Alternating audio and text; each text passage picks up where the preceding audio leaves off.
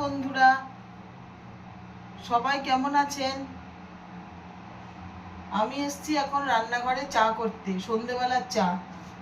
একটু দেরি হয়ে গেছে।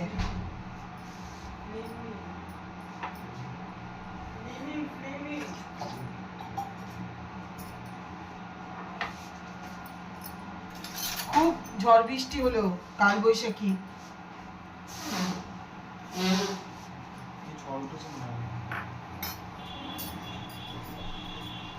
আমি তো ব্যারাকপুর থেকে বলছি। আপনারা কে কোথা থেকে বলছেন? আপনাদের ওখানে কাল বৈশাখী হয়েছিল কিনা আমাকে জানাবেন।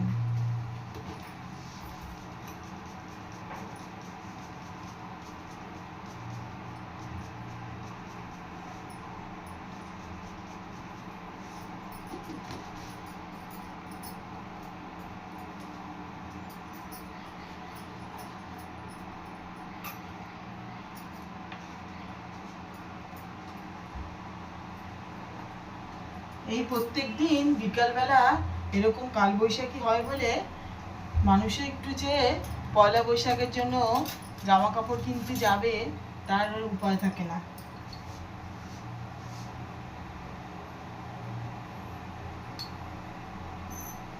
দুধ চাই করছি। এরকম বৃষ্টির দিনে একটু মেজাজে চা খেতে ইচ্ছা করছে।